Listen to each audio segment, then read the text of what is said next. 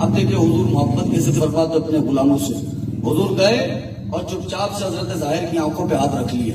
ہم اپنے دوست کے پیچھے جاتے ہیں نا اور دوست کی آنکھوں پہ ہاتھ رکھ لیتے ہیں اور یہ دیکھنے کی کوشش کرتے ہیں کہ ہمیں پہچانتا ہے کہ نہیں پہچانتا. حضرت محمد عربی گئے اپنے صحابی حضرت ظاہر رضی اللہ عنہ کی آنکھوں پر ہاتھ رکھ لیا اور فرماتے پہچانتے ہو؟ بتاؤ نا کون ہے. ارے میں کہا جس نے مصطفیٰ کے ہاتھوں کی خوشبو سونگھ لی ہونا وہ فوراً بتا دیتا ہے یہ کوئی اور نہیں، یہ رحمت للعالمین ہے، یہ مصطفیٰ جان رحمت ہیں. حضرت ظاہر پہچان گئے یہ محمد رسول اللہ ہے. آقا نے ہاتھ نہیں ہٹایا، حضرت ظاہر نے دیکھا نہیں، حضرت ظاہر نے بتایا بھی نہیں کہ آپ کون ہیں. عمل کیا کرتے ہیں؟ اپنی پیٹھ کو مصطفیٰ کے سینے سے ملا دیتے ہیں، رگڑنا شروع کر دیا کرتے ہیں اور فرماتے ہیں کہ ایسا موقع ملے یا نہ ملے کچھ پتہ نہیں ہے، آج زندگی نے مجھ پر کرم کر دیا ہے، آج زندگی نے مجھ پر احسان کر دیا ہے.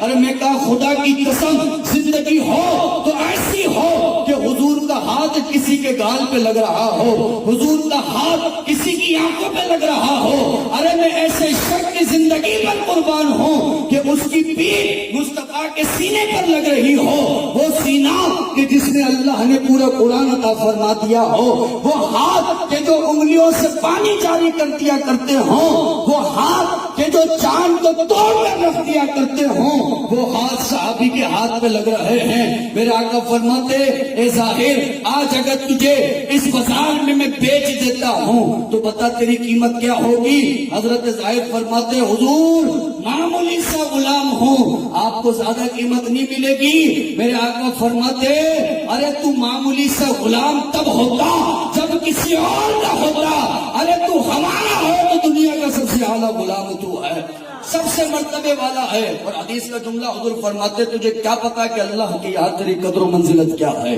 تیرا مقام اور مرتبہ کیا ہے، تجھے کیا پتا؟ محمد رسول اللہ کو پتا ہے کہ تو تیری عاصی ہے تو تجھے پتا نہیں ہے. تو نے کہا میں اتنا سا غلام ہوں، لیکن کوئی محمد سے پوچھے نا حضرت ظاہر کا مرتبہ کیا ہے تو اسے محمد رسول اللہ بتائیں کہ اللہ تبارک و تعالیٰ کی یہاں عزت والا ہے یہ حضرت ظاہر رضی اللہ تعالیٰ عنہ.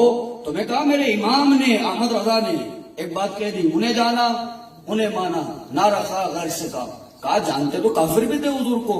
اور قرآن نے فرمایا نا کہ جب ان کو کتاب، جن لوگوں کو کتاب عطا کی ہے وہ ایسے پہچانتے تھے کہ جیسے اپنے بیٹوں کو پہچانتے ہیں. والذین آتیناہم الکتاب یعرفونہ کما یعرفون ابناءہم، ایسے پہچانتے تھے حضور کو، ایسے جانتے تھے جیسے اپنے بیٹوں کو جانتے ہیں.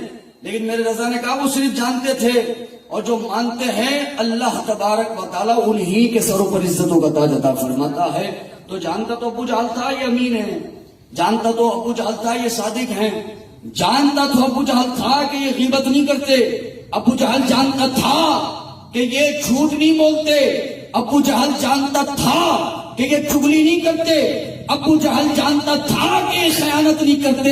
لیکن جب ماننے کی باری آئی تو رسول نہیں مانتا تھا.